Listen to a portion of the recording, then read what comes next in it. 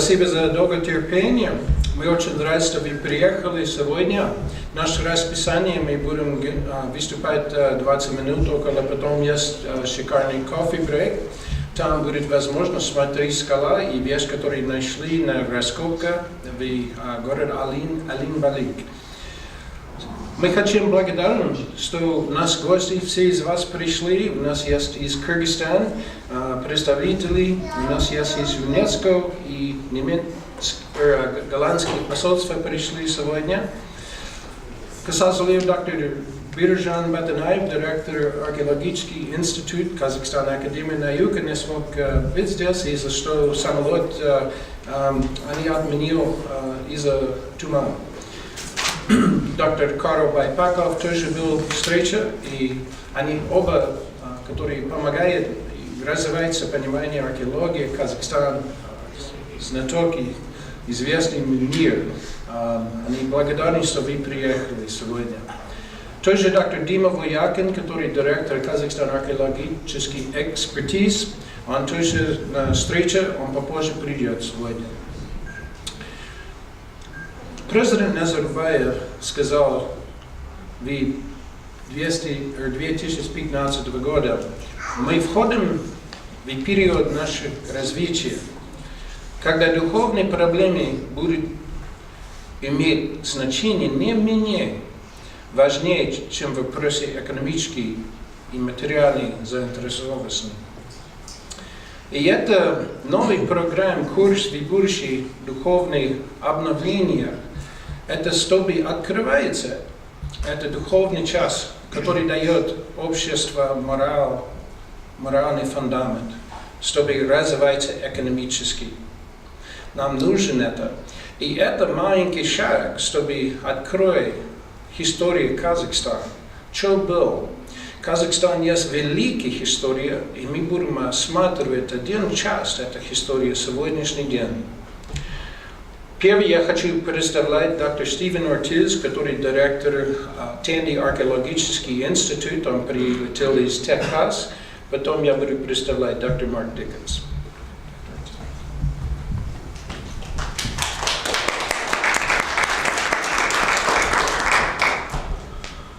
I would like to thank our host, the Nestorian Center for Research here at the Academy of Sciences, for hosting us.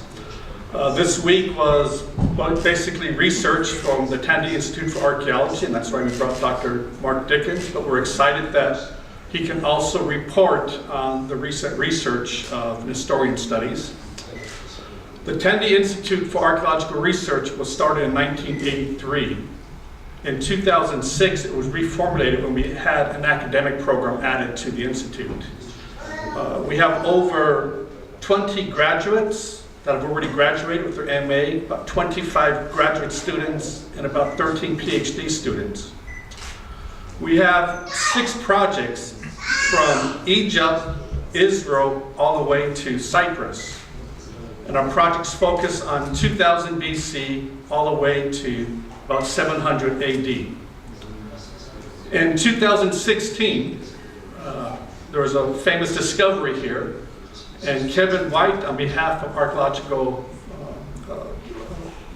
Enterprises, invited us to join them in this joint project. And so this is something new for the Tandy Institute. As you can see, Nestorian Studies is not in our area. It's beyond the Eastern Mediterranean. As a director, I like to excavate where there's no snow on the ground.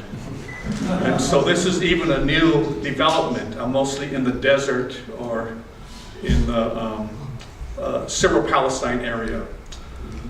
So this is, we're quite excited for this new venture, for this new studies. We're going to have a conference back in the United States in about 3 weeks, and my colleague, Dima, Dr. Voryakin, is currently in the U.S. Embassy now, and we hope that President Trump will allow him to come because he's going to be our keynote speaker. And one of the times where we have a Kazakh archaeologist come to the U.S. and present the research, so we're quite excited to explore this new area of research. We're quite excited to join with the Nestorian Studies here and bring our archaeology students to your country. So on behalf of the Tandy Institute, thank you for inviting us.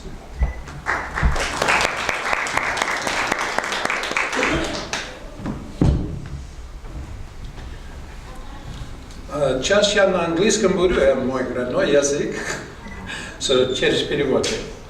I would like to introduce to you now Dr. Mark Dickens, who serves as one of our research fellows of the Department of Nestorian Studies. We are pleased to announce, and I'll make this public, this is the first time making it public, but the largest conference in the world on this subject, which is typically held in Salzburg once every 3 years, will be coming to Kazakhstan in June of 2019. This will feature the top experts in the world. Harvard, Oxford, Cambridge will all come. This will be an exciting development for Kazakhstan and for this field. Dr. Mark Dickens has been teaching since 2012 at the Department of History and Classics as Religious Studies at the University of Alberta, Canada. Mark completed his PhD program at Cambridge University, after which he was a research assistant and teaching fellow at the School of Oriental and African Studies from 2008 to 2011. As well, he was a research fellow at Clare Hall, Cambridge University. Then he moved back to Canada, where he was a Killam postdoctoral fellow in religious studies program at the University of Alberta. Mark's research focuses on Syriac Christianity and Central Asian late antiquity and Middle Ages. He's one of the top experts in the world on this subject and can readily translate all the inscriptions, which is why he came to Kazakhstan. We're very pleased to have him. He's one of the top experts. So without further ado, I introduce to you Dr. Mark Dickens.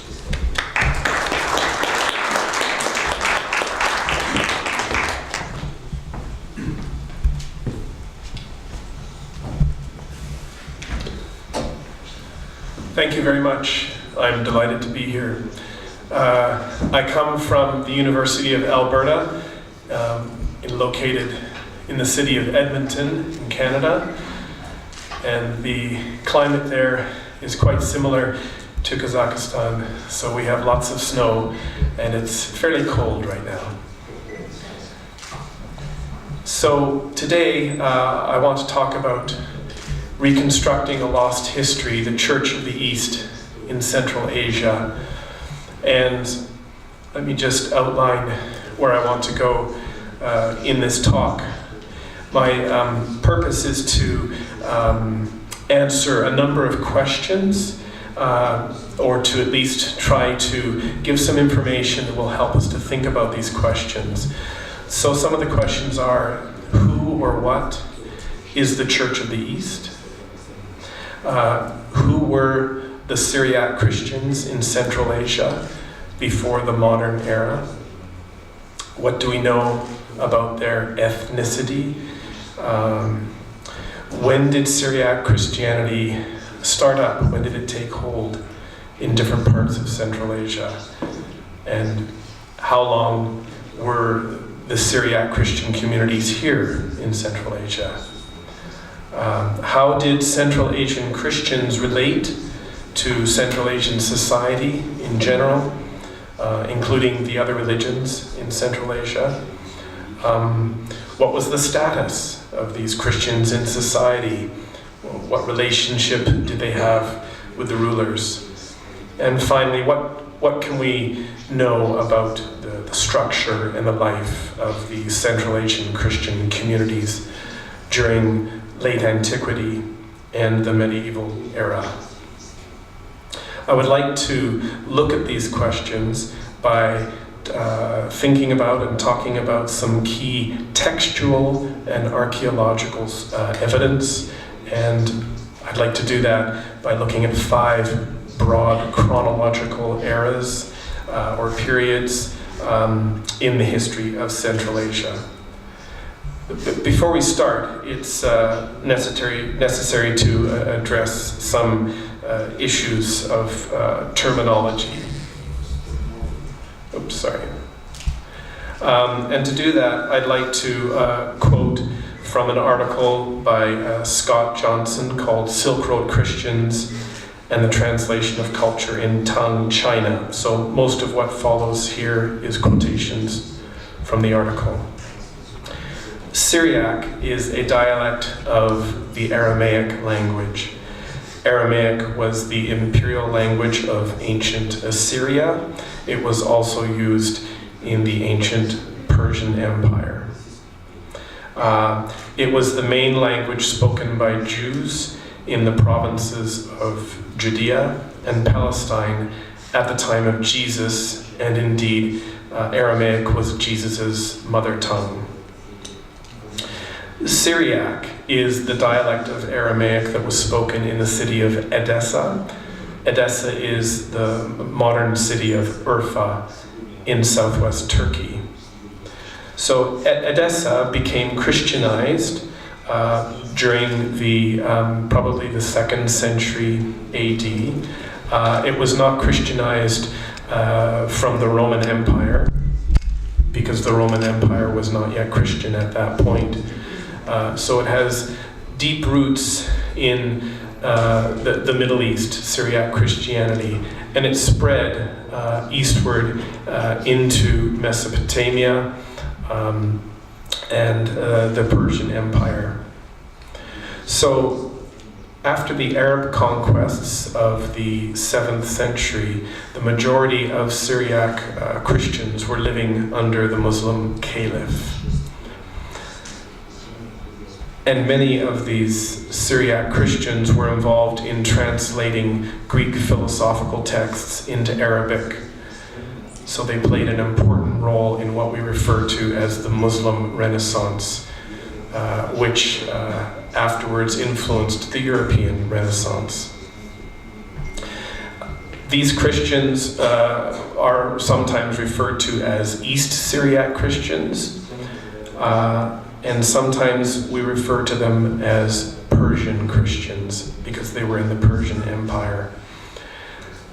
They came to be known in the West as Nestorians. That's a long story how that happened, and I won't go into the details right now, but it's not the term that most scholars would use when they discuss this church. In fact, the common way of referring to this church is the Church of the East. It was a church which never used Greek or Latin like the Western churches. They always used this Syriac language in their literature and in their liturgies, their worship services. What's interesting is that the most eastward branch of this Syriac Christianity was very involved in spreading Christianity along the Silk Road.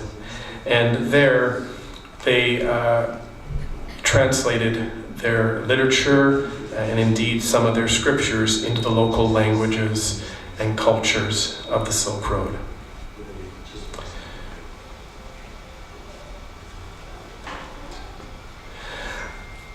There are 4 empires that are relevant to Central Asia as we look at the first period, the pre-Islamic period. In Persia, we start out with the Parthian Empire, which is succeeded by the Sasanian Empire.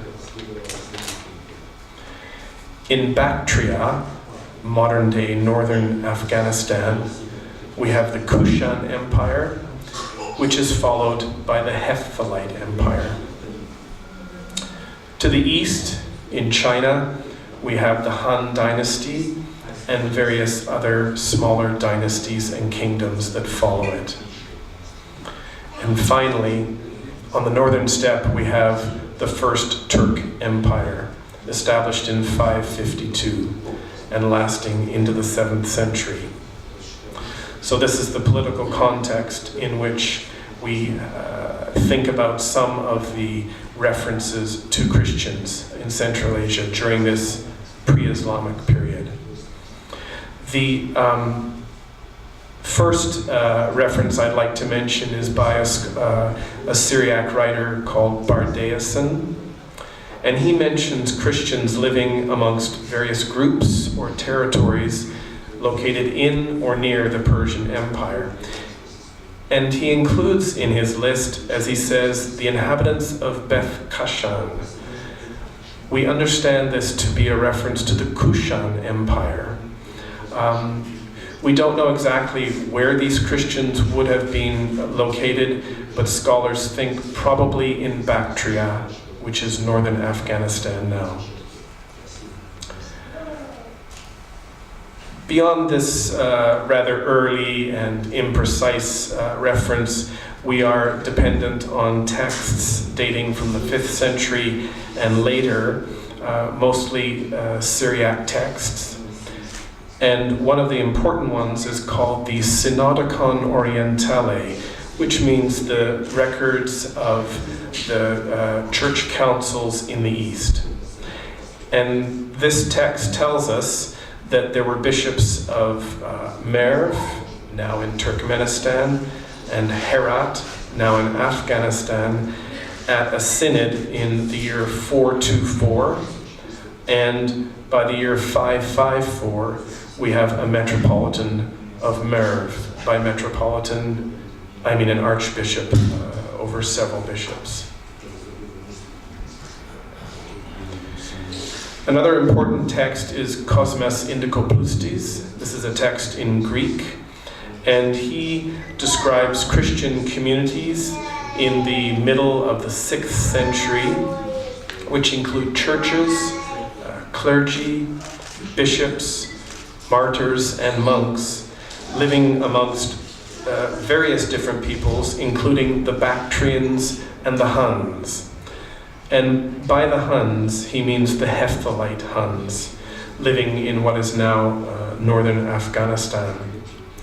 We have another confirmation of this situation in a Syriac text known as the Biography of Mar Abba.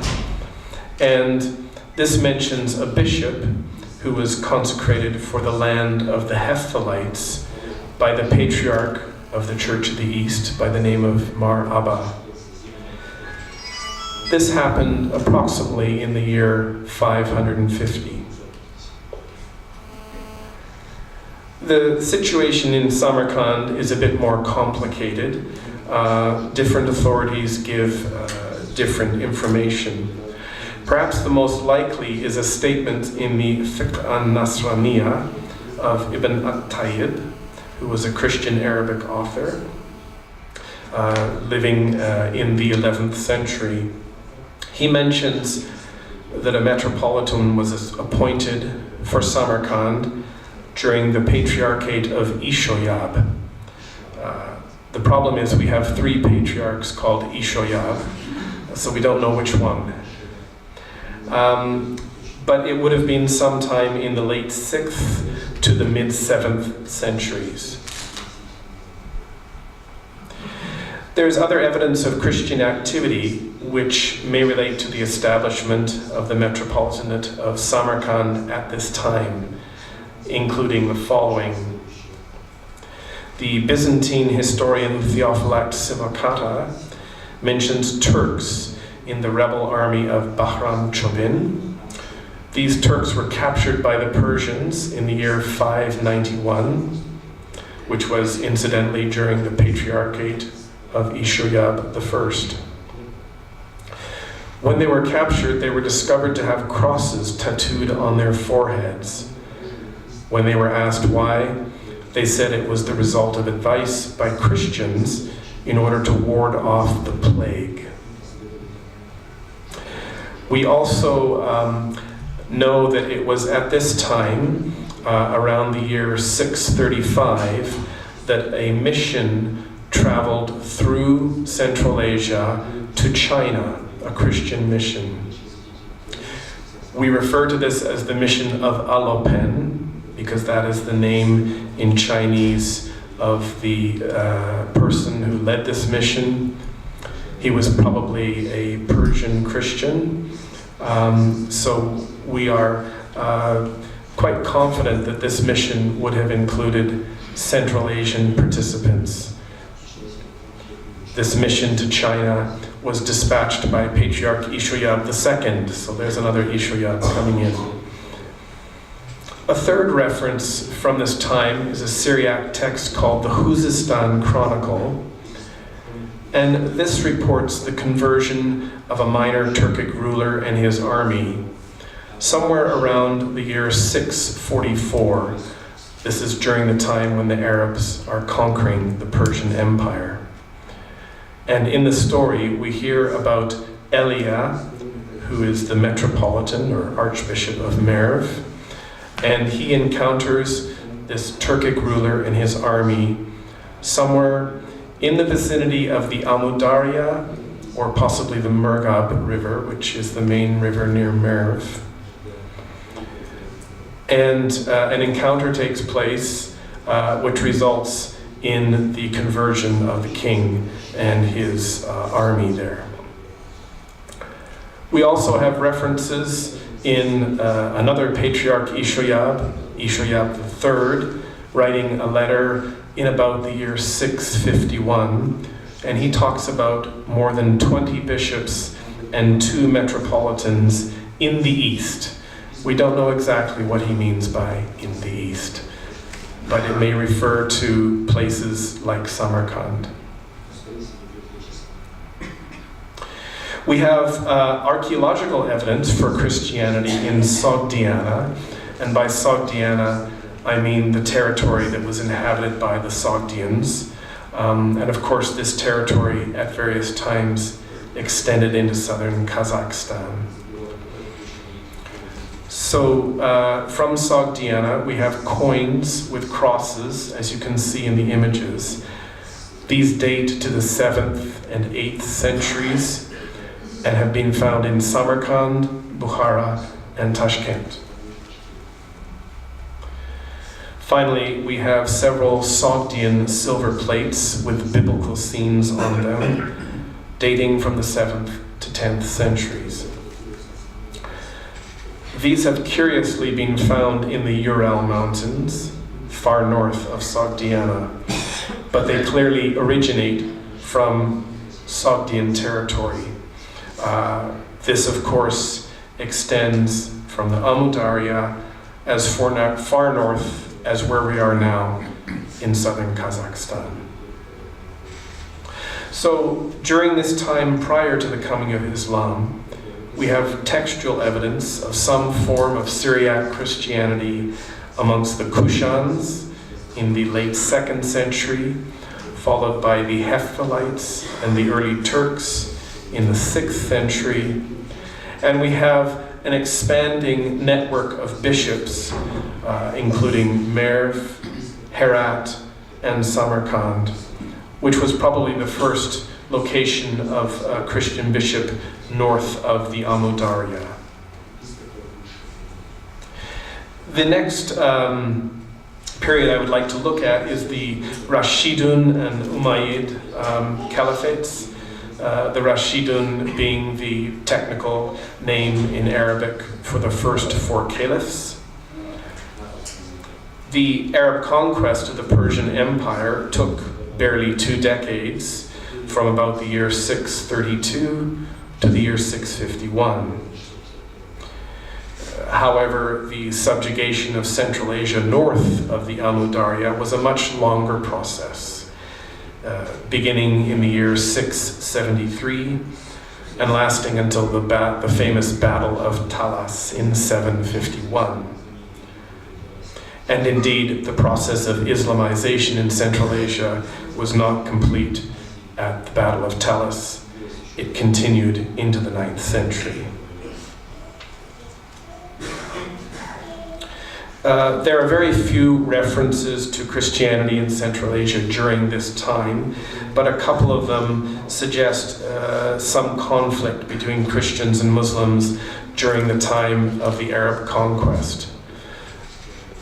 So, for example, the Muslim historian Narshaki, who wrote a history of Bukhara, refers to a Christian church which was converted into a mosque after the Arab forces captured Bukhara in the year 709.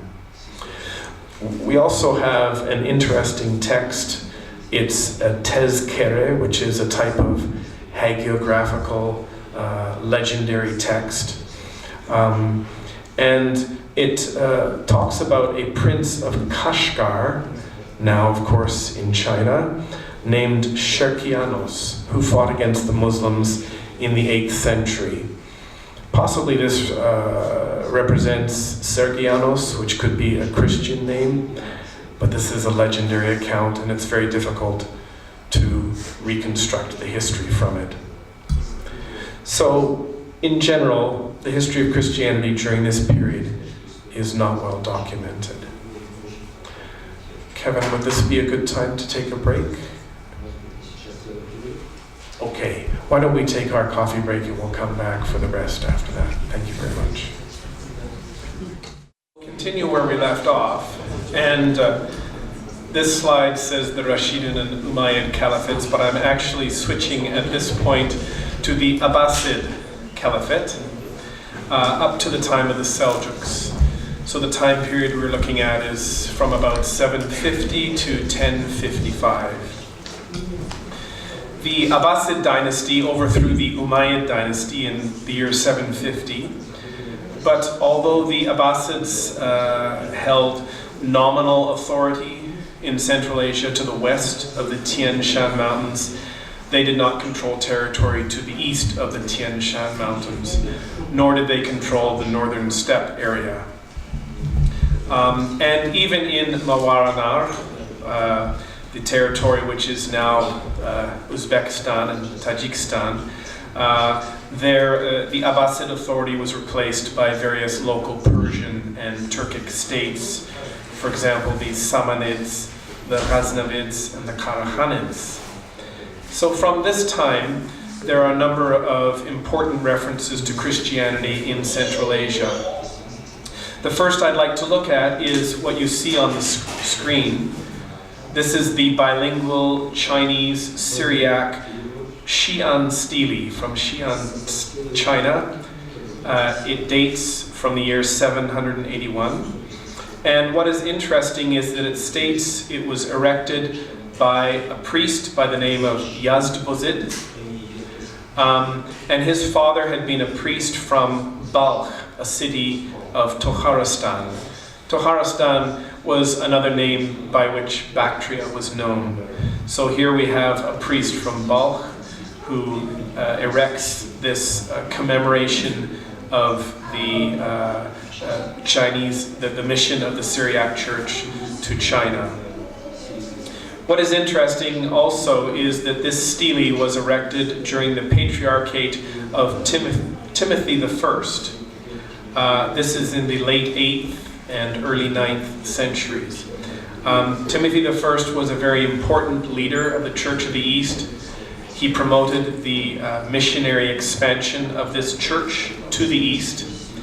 And we have a couple of letters from him that discuss his interactions with a Turkic king.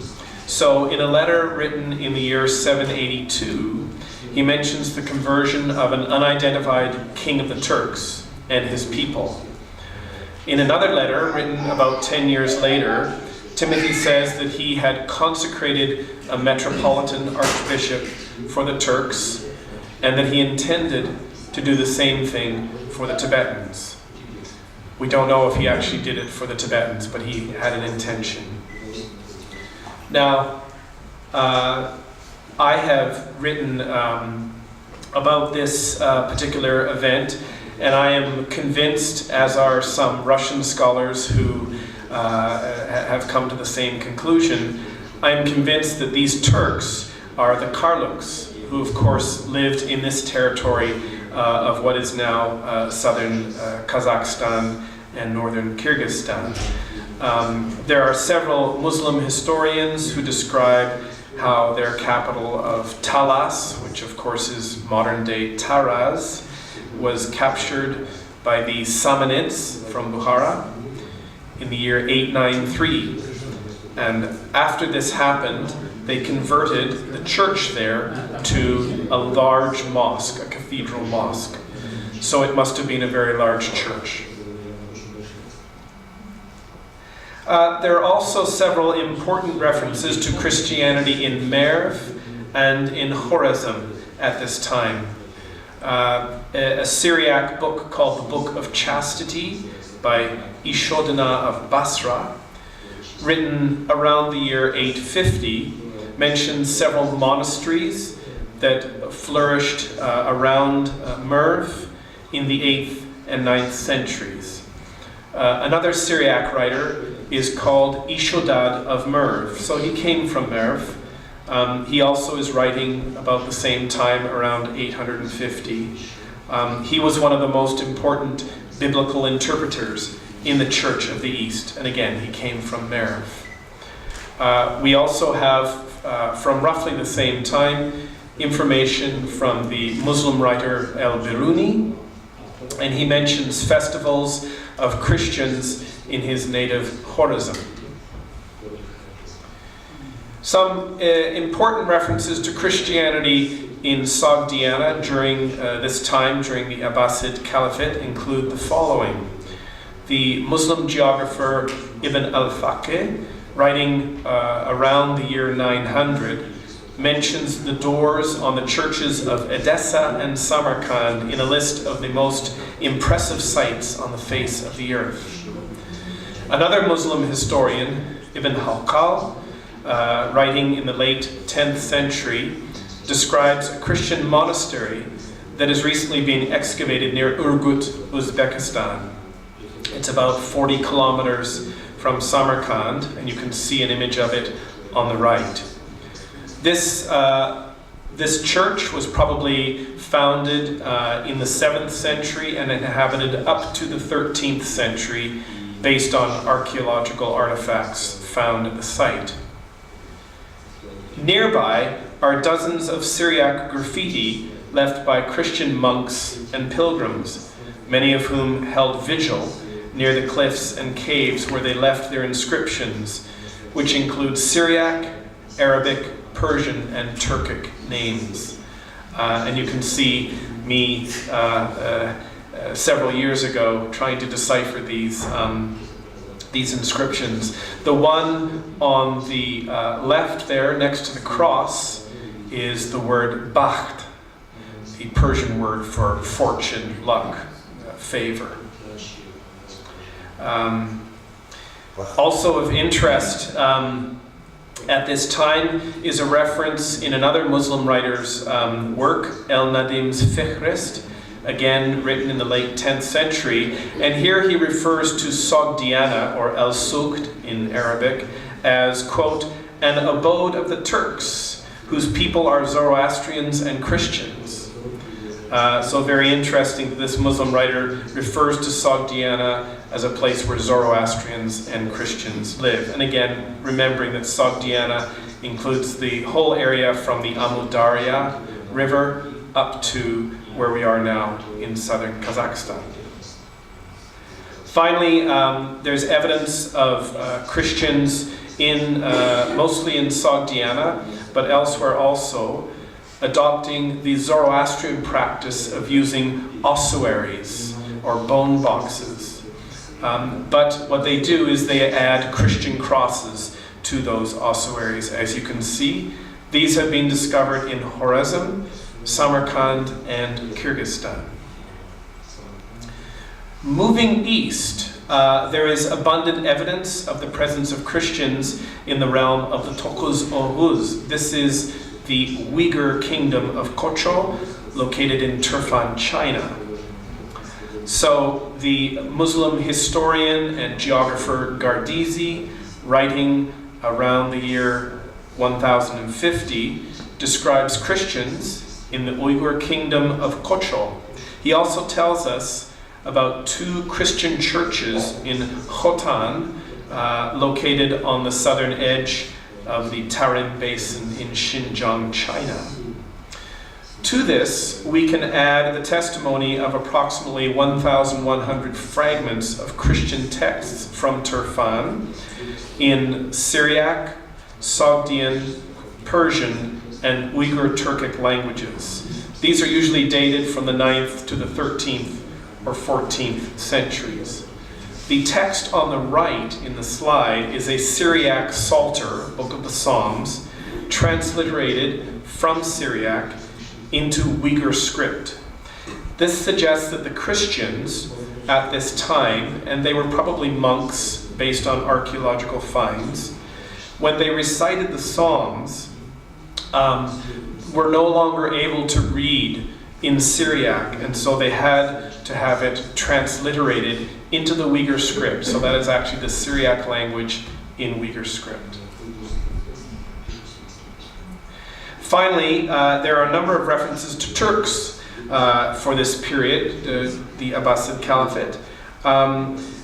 One example is an unknown biblical interpreter who composed a Syriac commentary on the lectionary readings of the Church of the East, and he is called the interpreter of the Turks.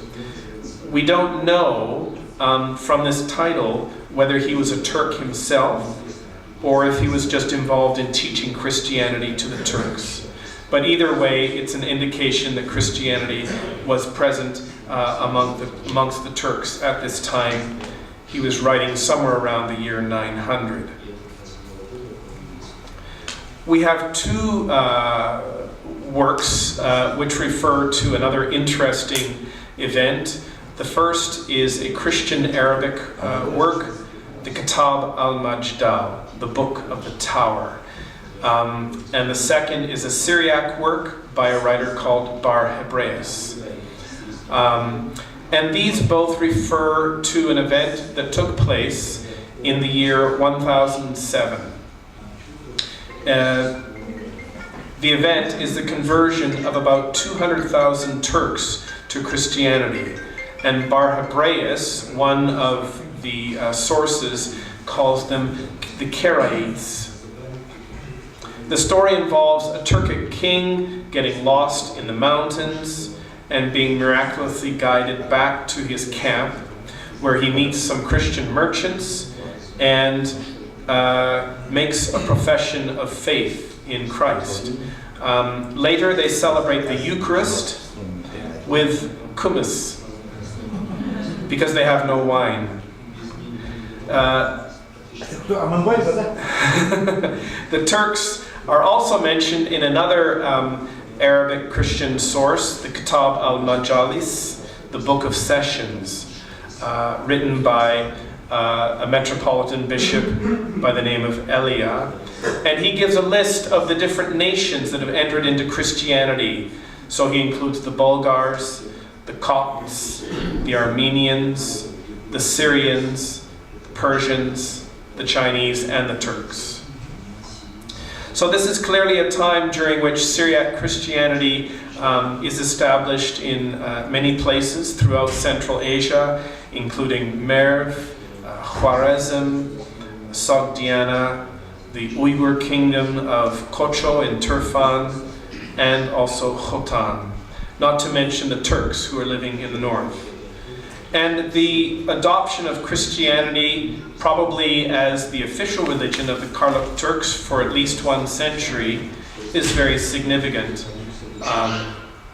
Also significant is the evidence for the continued importance of the city of Merv as a center of monasticism and scholarship, and for Samarkand as a major metropolitan center for the Church of the East. We move now to the next period, the Seljuk period.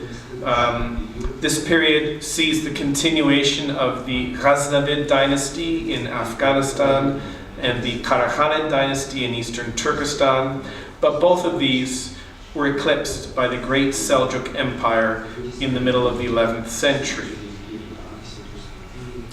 So there are some enigmatic references during this time to the Turkic Kipchaks, or the Kumans, living on the northern steppe, who seem to have practiced Christianity.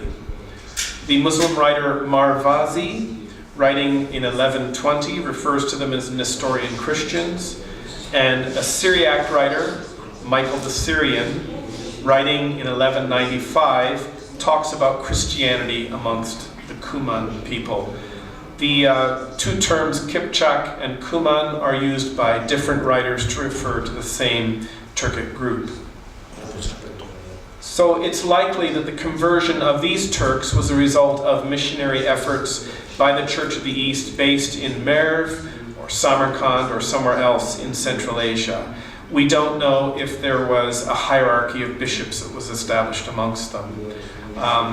Later on, there was a Catholic mission to the Kipchaks, and this resulted in the famous Codex Cumanicus, which you can see on the right side of the screen, written in the late 13th and early 14th centuries. It contains lots of information about the Turkic dialect used by the Kipchaks at this time. So all sorts of riddles, but also versions of the Lord's Prayer and other Christian texts. Finally, traveling through the area in the year 1332, the Muslim traveler Ibn Battuta mentions Christians amongst the Kipchaks living near the Crimea and also in Sarai, the capital of the Kipchak Khanate, or what we often refer to as the Golden Horde. We also have references from the mid-12th century to Christianity along the southern rim of the Tarim Basin in what is now Xinjiang province. We have another example of this semi-legendary tezkere literary genre.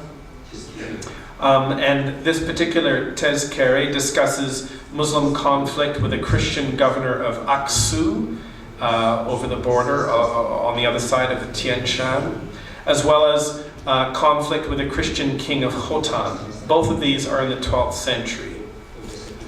As I mentioned before, this may reflect a historical element, but it's very difficult to know because this is basically a hagiographical legend.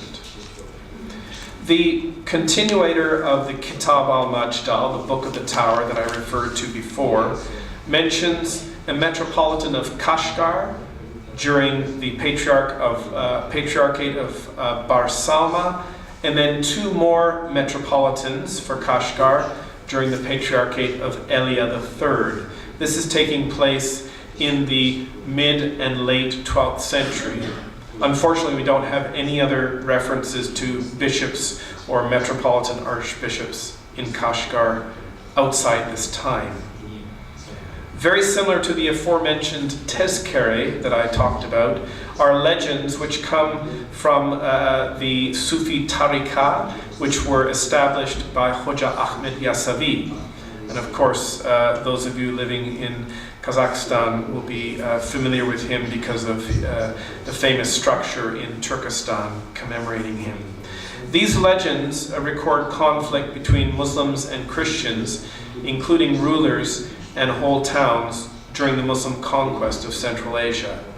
Important urban centers with Christian populations that are referred to in these legends include Fargana, Uzgand, Osh, and Shash or Tashkent, all of which are in or near the Fergana Valley, as well as Kashgar and Aksu in what is now Xinjiang in China.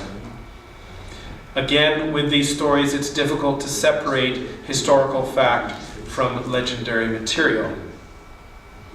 So Syriac Christianity by this period has become established well beyond the initial centers of Merv and Samarkand, as indicated by the references to bishops in Kashgar and Christianity amongst the Kipchak Kumans.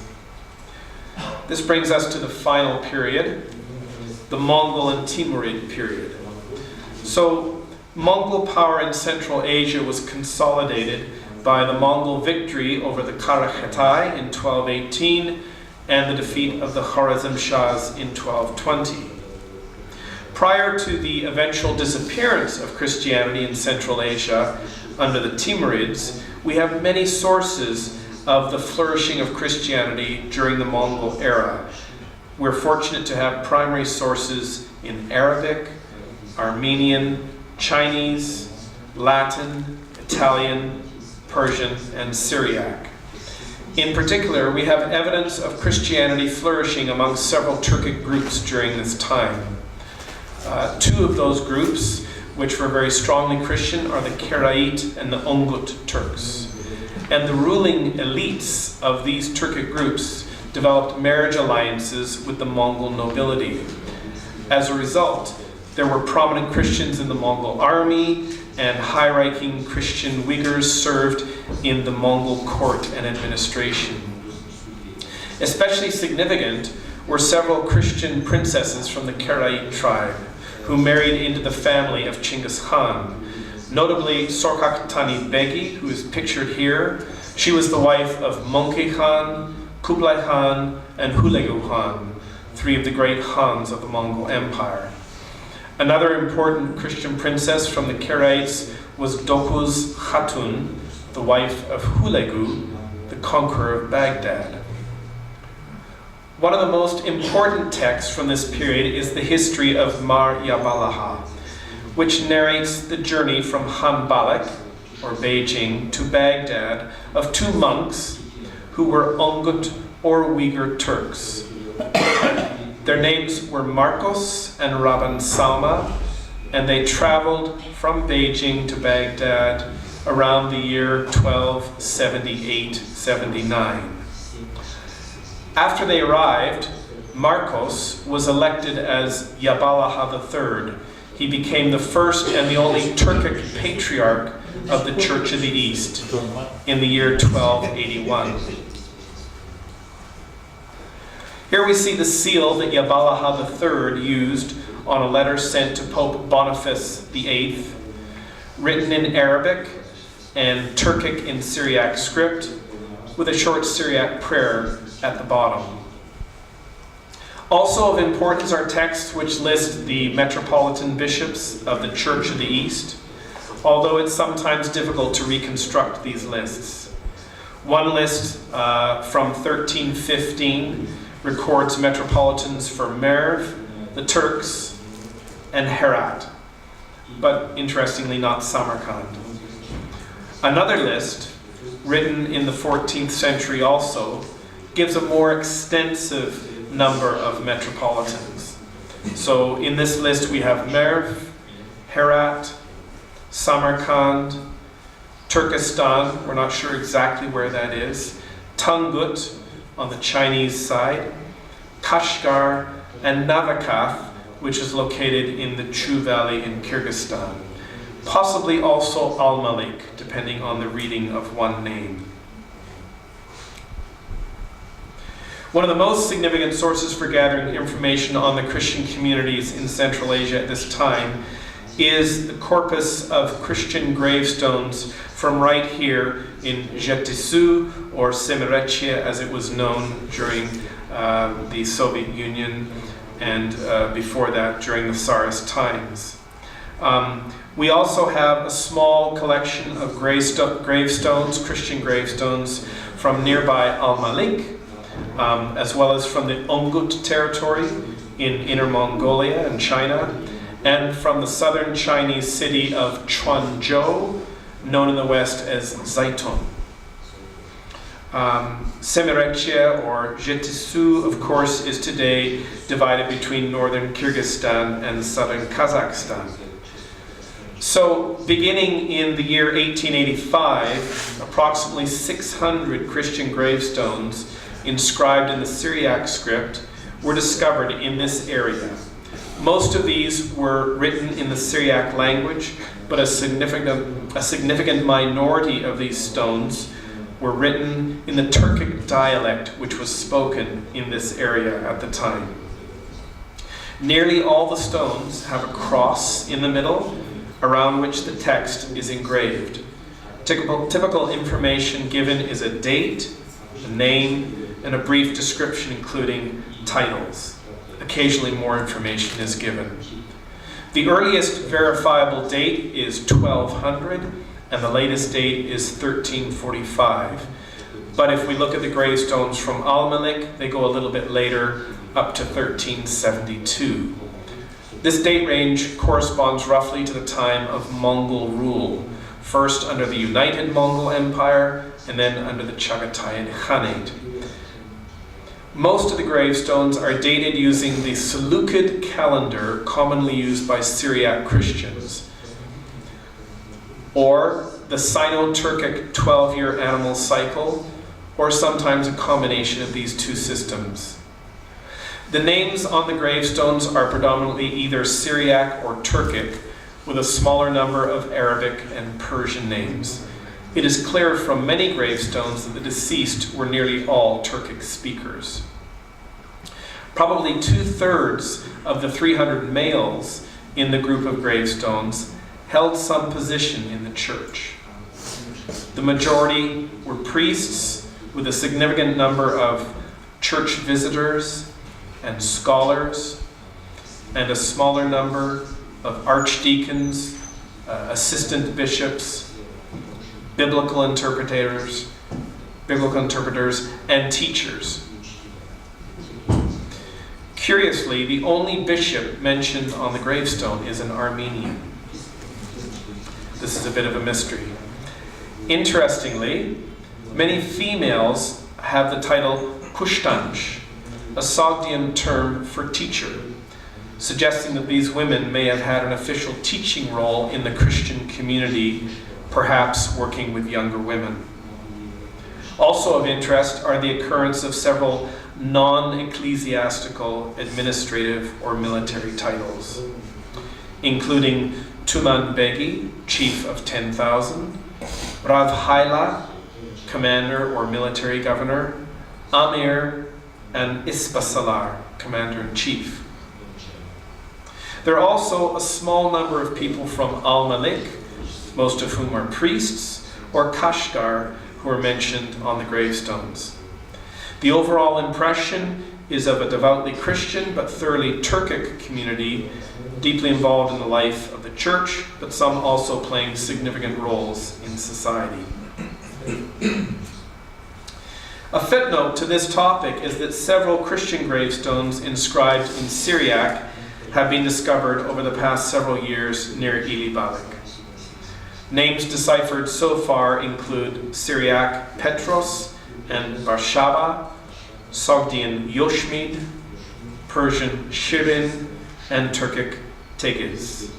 And you can see some of these stones over on the side here today.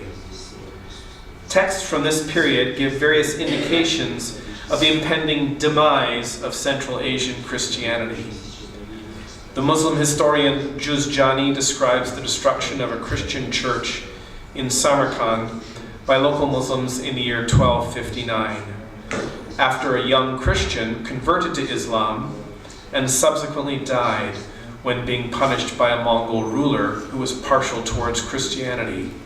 This was likely not an isolated case. This trend of conversion to Islam is noted also in the following inscription from the Semeretia gravestone corpus, dated to the year 1332. This is the grave of Sandayok the scholar, Bachak Tegin the youth, and Maryam the maiden. These three died in Musulmanlik, or Islam. Adding to these challenges was the devastating effect that the plague had on the Christian community in Semeretia when it traveled through the area in the years 1337 and 1338. 104 of the gravestones, over 18%, come from this 2-year period alone. So it obviously had a serious effect on the Christian community. However, despite these fleeting reports and the fact that ultimately there were no churches left in Central Asia, it is interesting to note the following testimony either to the presence of Christians or to their ongoing influence on Central Asian literature. And here I just choose a couple of examples. There are others that I could choose. A report by Rui González de Clavijo, the Castilian ambassador to Timor, mentions that Christians captured by Timor were resident in Samarkand, but we have no idea of their ethnicity, what kind of Christians they were. There are also references to Christ and Christians that can be found in the Uyghur poem Muhabbat Noma, written in 1432, and the works of the 15th century Chagatai Turkic writer Ali Shirnavoy, who died in 1501. Other examples could be given. Thus, after a presence of 1,200 years or more, Syriac Christianity finally vanished in Central Asia, leaving behind many tantalizing clues which we must now piece together to try and reconstruct its history. Thank you very much.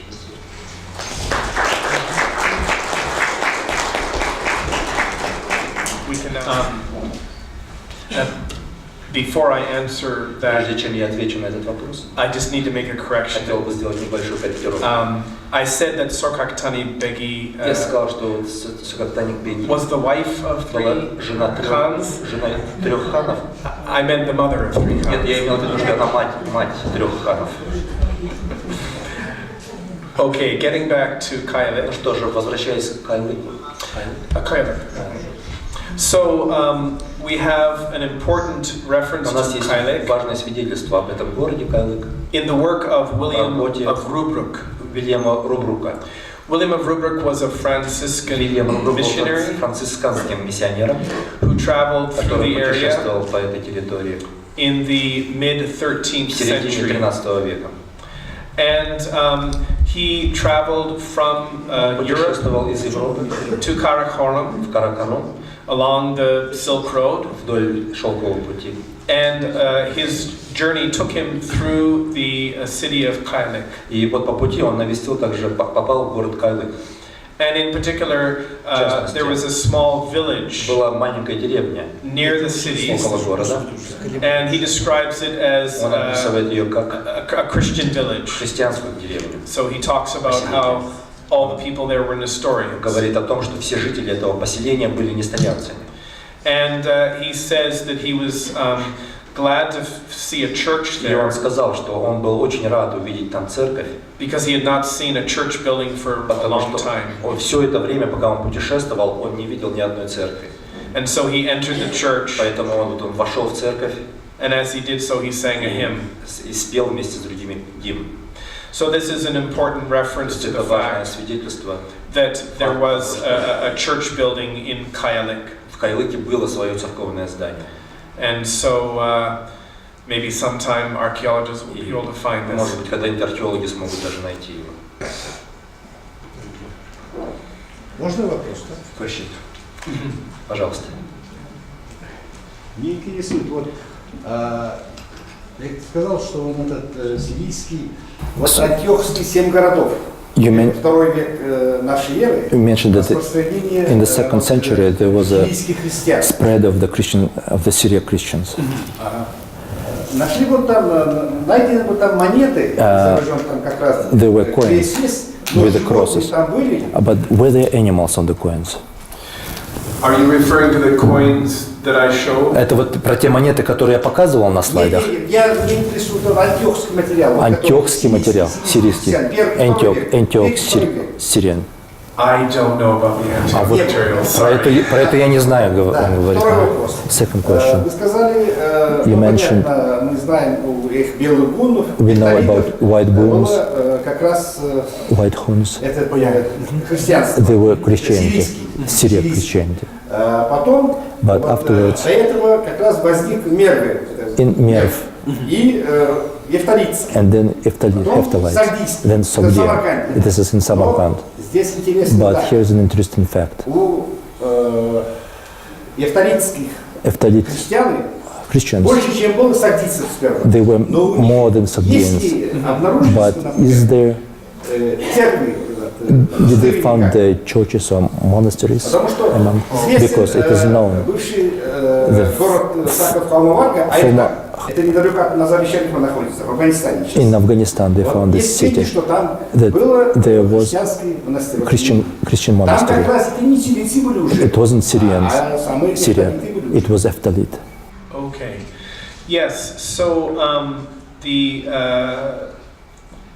the information we have on the Hephthalites Информация, которую мы располагаем по эфталитам, basically comes в основном from those приходит two из двух sources I источников, mentioned. которые я упомянул. The one is Первый это Cosmos Indicopleustes. космос Indicopleustes. Indicopleustes. And all he tells us Все, что о чем is that рассказывает нам there это, were что churches существовали церкви, and monks living amongst the монахи Hephthalites, существовали, присутствовали среди эфталитов. or as he says, amongst the Bactrians and the Huns. Или, как он говорит, они были среди бактрийцев и гуннов. But because of when he's writing, we know he's talking about the Но Hephthalites. поскольку мы знаем время его написания, понимаем, что это были эфталиты. And then the other source, which is more Которых extensive, больше, is the history of Mar Abba. говорят, это история Марабы. Mar Abba was the patriarch of Мараба the был патриархом Church of the East at this time. Востока в то время. And what happened is Что that произошло? a priest Священник, who was Hephthalite который являлся эфталитом, was sent by the Hephthalite king послан эфталитским царем to the patriarch. к патриарху. And the priest said, И the священник king сказал царю, of the Hephthalites has sent me он сказал, что вот эфталитский царь послал меня to ask you to appoint a bishop for our просить people, назначить архиепископа для нашего народа, because there are Christians amongst the Hephthalites. поскольку были среди эфталитов христиане. So we need a bishop. Поэтому нам нужен епископ. And then Mar Abba, the patriarch, И said, Мараба, патриарх, okay, you will be the bishop. он сказал этому посланнику, вот все, тебя назначают. And he went back. So he was Он вернулся. They were Hephthalite То Christians. есть были эфталиты христиане. Absolutely. Нет, потому что с этого момента, Starting from this point, the Hephthalites, начинается вот этот момент, they have this coin. масон, Михаил Евгеньевич. Вот как раз в монетах этот крест This coin есть with cross. изображение верблюда. This is the image of the camel. Is this one of the coins that I showed or no? Это только то, что я показывал на слайде, или Там нету, you don't have it, you don't have camel on the Then I don't coins. know about that coin. Вы That's very знаете, interesting. тогда мне неизвестно об этих монетах, это очень интересно. Надо масона читать. You have to read this author, he mentioned an author. Потом мне третий вопрос есть. The third question, you said Karluk, Metropolitan, Novakent, not far from here, 150 kilometers. You can even walk in a walking distance. Зона вот этого города, вот Илан-Балык, входила туда или Ilibalik, нет? was it a part of this territory or not? Вот Карлукский The метрополитен. Karluk Metropolitan, Если такое было. if it existed. Well, so all we have is the Все, что reference у нас есть, это ссылка in the one letter of Patriarch в одном из Timothy писем к патриарха Тимофея первого to having appointed о том, что он назначил a metropolitan for the Turks. метрополита для тюрков. So the way that I came to the То conclusion есть, как я прихожу к выводу, что Карлуки, is I made a list of all the different Turkic groups я that could be, составил список всех тюркских народностей, которые возможны, and I gradually eliminated them, методом исключения просто. and the Karluks Пришел were the к only выводу, ones что left только Карлуки могли быть. that made sense. We don't have У information нас нет информации on the borders по of границе that этой territory, территории. but I would Но assume я бы предположил, that the metropolitan что would be метрополит responsible отвечал for за any churches that would be found любые церкви, которые могли быть обнаружены where the Karluks were ruling. там, где Карлуки имели власть. So, Ilibalik, sure. Возможно, или мало. Мне последний вопрос. Last question, Вот насчет монгольских племена. about the Mongol tribes.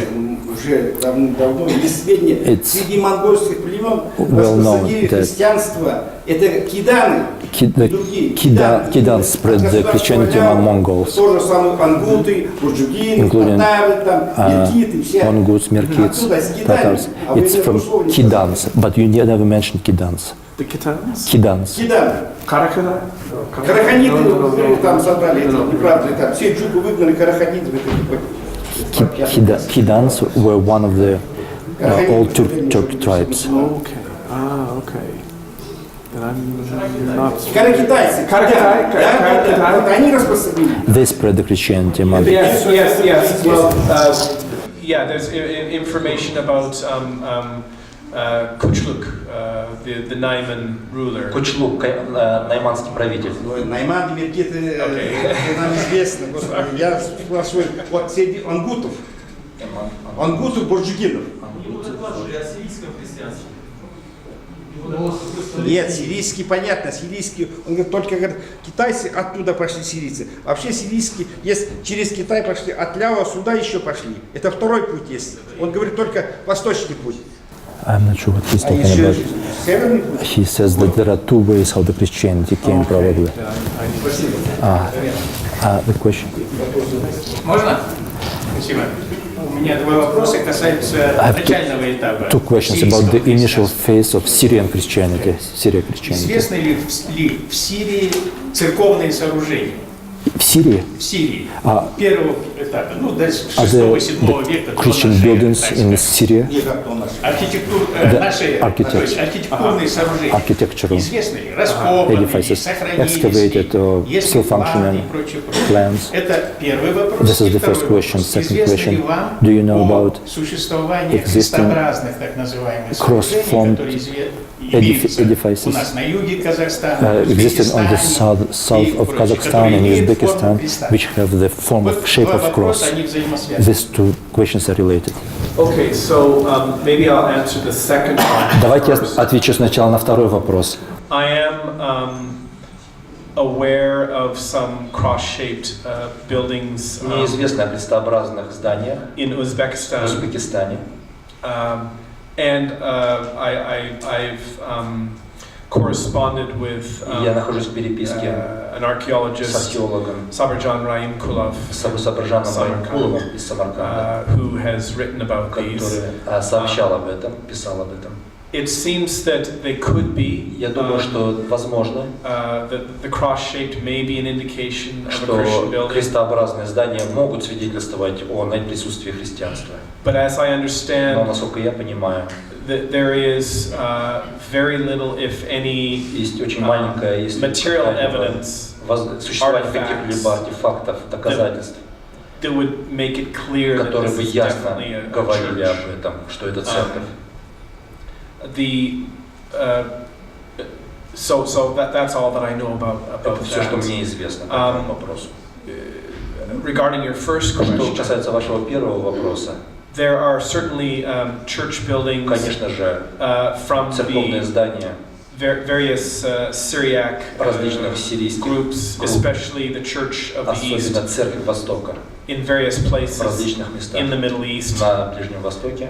So, for example, in Поэтому, например, Hira, in southern городе, Iraq, Hira, in Хира, southern Iraq, это Южный Ирак. An ancient Syriac church is Это being древняя сирийская церковь, excavated. которая была раскопана. There are several Syriac churches Существуют разные сирийские from церкви the Arab Gulf, в Арабском Qatar, заливе, в Катаре, and I think Bahrain, я думаю, даже в Бахрейне, certainly in that area. определенно в том регионе. As far as churches that are still being Что used, касается церквей, которые до сих пор функционируют, there are some very old churches есть очень старые церкви that are up in eastern Turkey now. в Восточной Турции.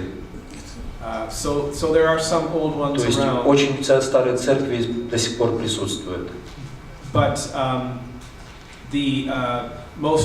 many of the Christians from the Church of the East have actually emigrated to other countries. Но поскольку многие христиане, принадлежавшие церкви Востока, они уже в течение долгого времени эмигрировали и во многом эмигрировали на Запад, So the numbers in the Middle East are steadily getting lower. количество их постоянно снижается на Ближнем Востоке. But yes, there still are some of these ancient Да, churches. остались все еще остатки есть этих церквей. Потом крестообразные помещения, не все христианские. Нигерианство тоже было The среди cross-shaped buildings is not definitely the Christian because some of the Kenyan they also use the shape. Yeah,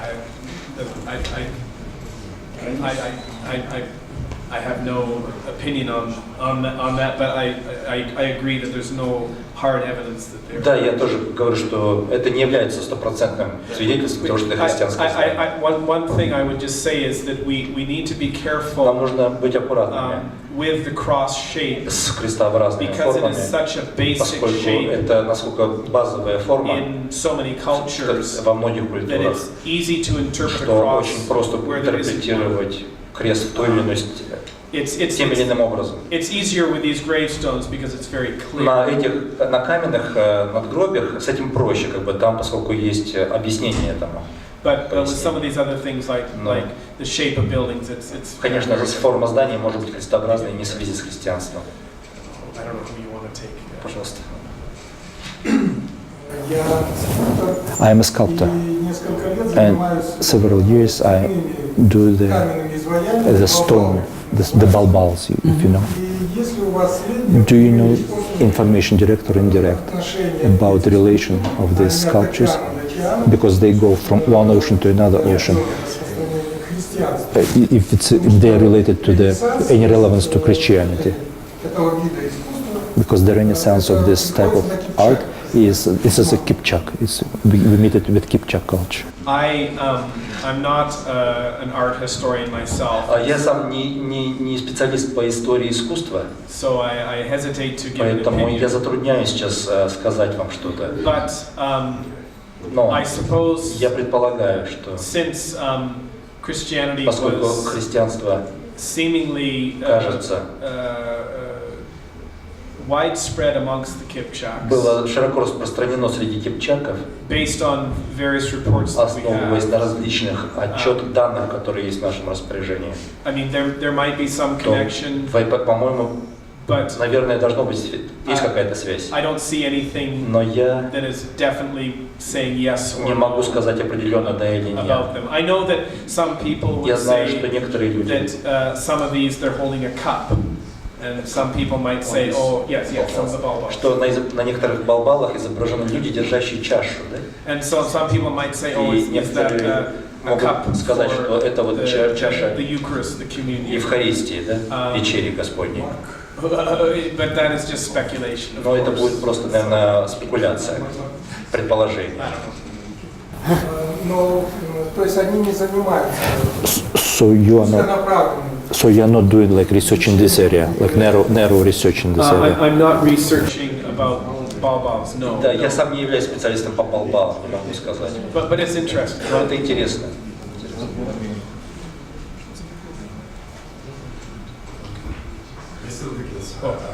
My name is I am Christian. У меня два вопроса к вам. I have two questions.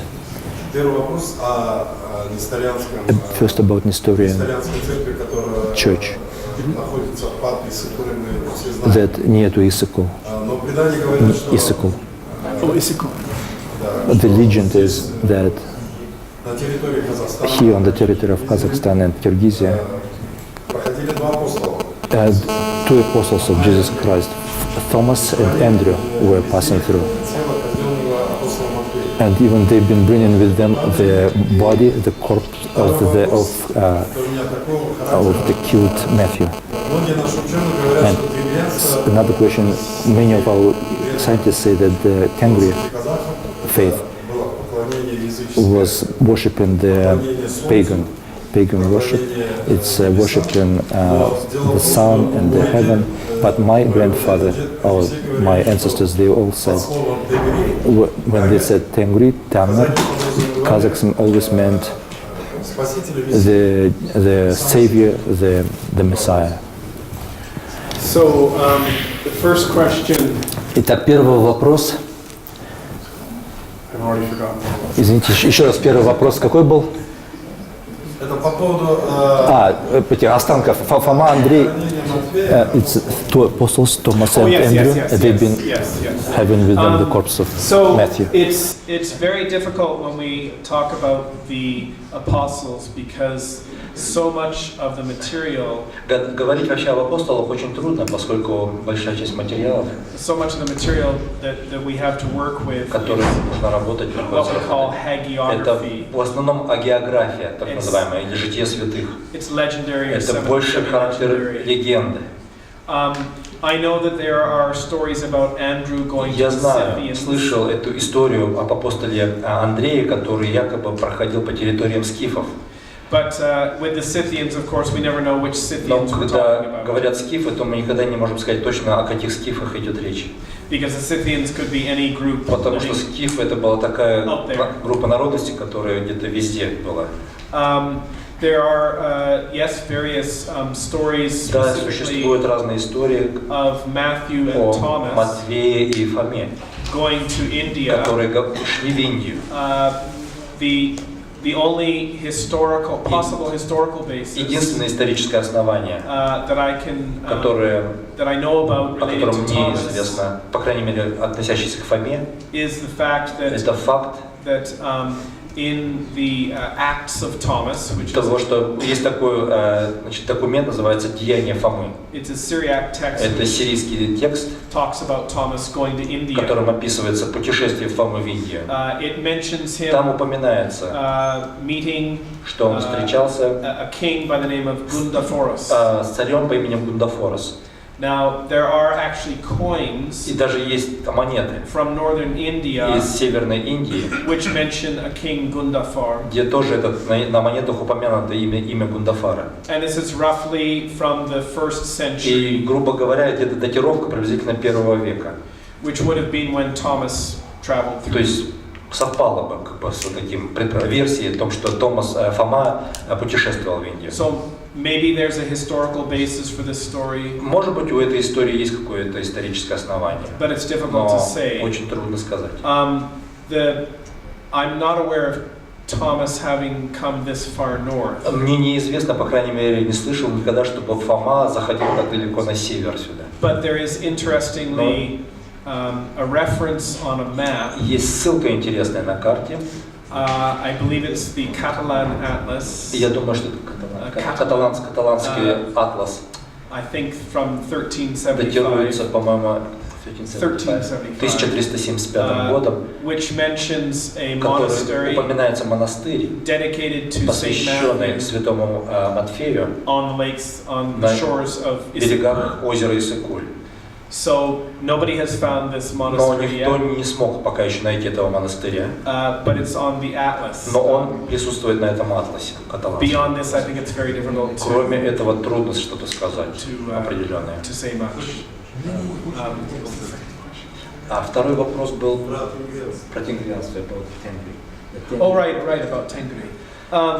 Well, my understanding is Мое понимание такое. Tengri is the name for God and heaven, which are Тенгри использовался термин как для обозначения Бога и небес. two terms really for the same И, thing. в общем-то, оба этих термина очень близки. It seems that there is an element of monotheism in Tengrism. Кажется, что в тенгрианстве присутствует элемент монотеизма. At the same time, there Но are в то же other время elements есть другие элементы. that, for example, Например, revere the holy water and the holy это earth. поклонение, значит, святым водам, святой земле. So I would be hesitant Я бы to find too many Christian ideas in that. I just don't know enough about it, but I think it mixes some ideas which seem similar to monotheism. Я бы не стал бы находить, я бы, наверное, с трудом смог бы найти очень много монотеизма в тенгрианстве, хотя есть элементы какие-то. With other ideas that don't seem like they're monotheism. Потому что есть в нем и такие элементы, которые не стыкуются с монотеизмом в тенгрианстве. This guy here. Пожалуйста. У меня серия вопросов. I have several questions. Переводчик Сирот. So you're translating from the Syriac language. Yes. Да. Вот на слайдах мы видим On the slides we камни, see the stones найденные в последнее found время в recently in Ilibalik. Какие даты на этих камнях? Which dates are on these stones? Well, I wish there were dates on the spot. Хотелось бы, чтобы там были даты на этих камнях. Ни одной даты. No, we have one Not a date. Одна дата есть. The year of the monkey. Год обезьяны. That's all. Вот и все. А как вы считаете, исходя там из So, почерка what do you каких-то think, maybe from какого the времени script, эти камни? which the dating of the stones? I assume that they date Я думаю, я датирую эти камни from the same general time тем же общим временем, that the other stones that которые were другие found камни были найдены in в Kyrgyzstan Киргизии. also date from. So the Mongol era, Это монгольская эра, 13th or 14th century. 13-14 век. Это наши камни, киргизам не даем. Нет, это наши, хорошо. Вот следующий вопрос. Вот как раз Next question. в свое время на городище Sometime Красная речка, на in отеле, settlement было найдено два Red камня. River, there was two stones found. Российский филолог Пайкова Russian scientist Paikova, she dated it 9th, 10th century. Позже Василий Ускляйн датировал их 11-12 веками. 11-12. So what's your data? Yes, I know the stones that you're talking Я about. знаю те камни, о которых вы говорите. I know Vasilius Klein. Я знаю Василия Клайн.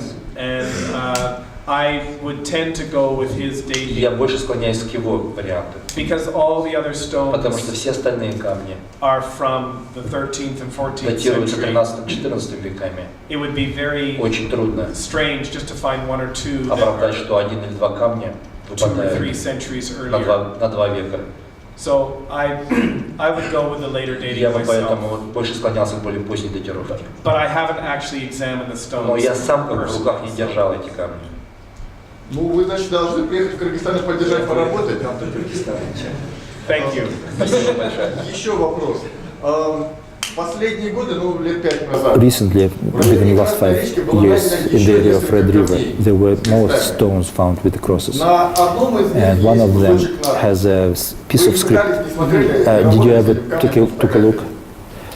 I don't know if you send me photos that I can Если вы show мне you. пришлете фотографию, я обязательно Я посмотрю. могу даже потом сегодня показать. I will provide you today. Следующий вопрос. Another question. В 1939 году, 39. во время работы на Красной речке, опять-таки, In Александр the Анатольевич same Ферштам area, нашел жженый кирпич с they found изображением the креста brick и сирийскими надписями. with the cross and the Syriac script. Yes. Работали вы, посмотрели вы эту надпись? Did you have a chance to look at this? Is this the brick that, there is a brick I know that has a cross on it, Я знаю об одном кирпиче, на котором был найден крест. and written in Syriac И script на сирийском было написано are 2 words, 2 слова было. Gewargis Геваргас, Temurci. Темурчи. Gewargis means George, Геваргас это означает Георгий. Temurci of course means Темурчи. ironsmith. Это blacksmith. означает кузнец. Кузнец.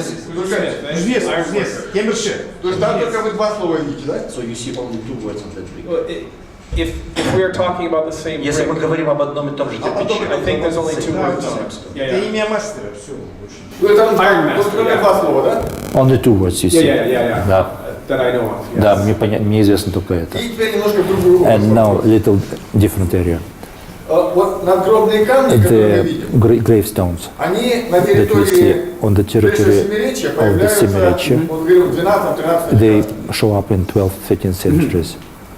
На Среднем Востоке, On Сирия, Ирак, in the Middle East, Syria есть and традиция Iraq, установления на могильных камней. is the такого tradition времени. of putting gravestone in the same period. Были ли там раскопаны христианские Did погребения? they ранее? excavate the Christian graves?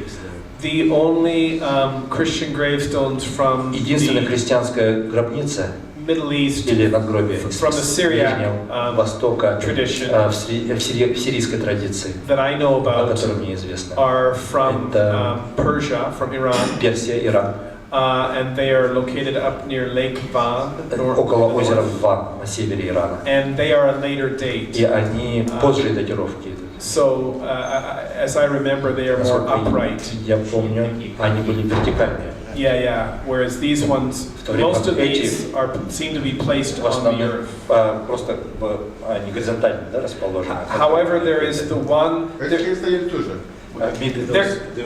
Well, yes, maybe they were. Конечно, может, они стояли, но Now, the problem with some of these проблема с этими, is there isn't enough of the stone in the bottom to что в нижней place части it. недостаточно in the много earth. пространства, чтобы вот поставить их на However, there's one large stone один большой кусок, which is not here который today. сегодня здесь не представлен. It was the one found in Он был найден в 2014 2014 in Ilibalik, в Вилибалыке. and you can see an image of it out Вы there. можете там фотографию увидеть его. About Он this long такой высоты and shaped like и this, вот такой формы.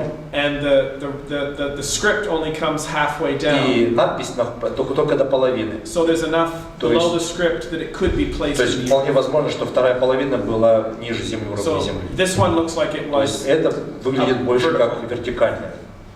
Ну, об этом можно только отдельно. We can discuss this separately. Last question. В 98 году In 98, на Кыргызстане, на граничной Kyrgyzia, была раскопана they found комплекс христианских церквей. the set of the Christian churches. В середине хода, Occupation? да, пишем. В Среди находок там была керамическая Among плакета the с изображением findings, Христа на одной стороне there was an image и of Christ on one side наверное, сирийским шрифтом на другой. and on the script in Syriac on the other side. Это было что? Это монета или Нет, это керамическая ceramic изображение Христа, plate? Yeah. на обороте которой надпись. On two sides there were Чернилами. one side чернилами by ink. То есть вы этот текст не знаете ни разу. You are not seen that aware. one. Нет, я не видел его. Я то есть ходить вам покажу картинку. If you want to, I can show it to you. Спасибо. Just a bit of information. Немножко информации. I'm a metallurgist from Korea. Я металлург из Кореи. I got an important data information, data information. И у меня есть важная информация. In summer 2016, В 2016 году the charcoal was excavated from River from the same context of the в Вилле Балыки была сделана находка, так же как вот где So I sent камни. the charcoal to the United States, and the results showed me that it's 13th century. Результаты показывают, что датировку 13 века. Я ее посылал на анализ в Соединенные Штаты Америки.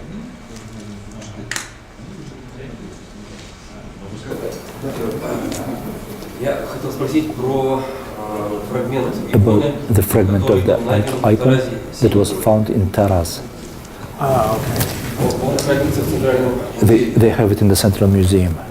Там была на обратной стороне надпись On the back side there was a script, inscription черными чернилами, by black inks.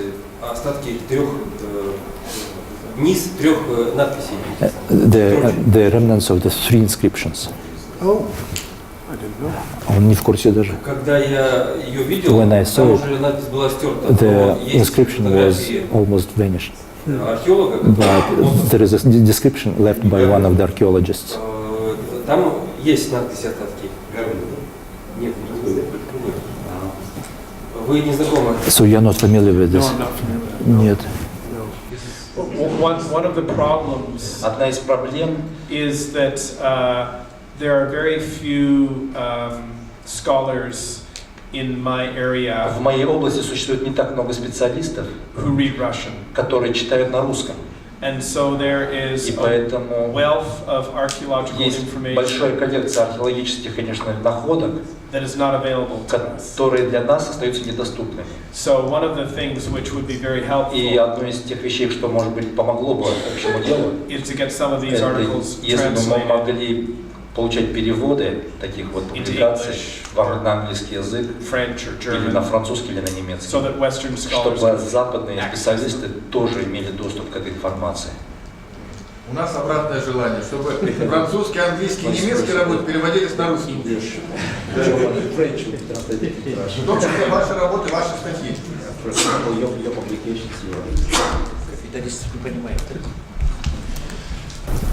Если нет больше вопросов, мы благодарим, что вы приехали и Thank you very much for your attention.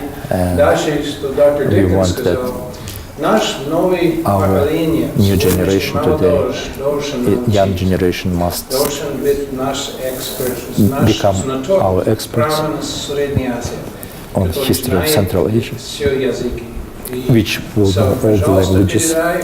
So please share this information, and we will put this information on our website, Nestorian Studies, and share this information with the rest.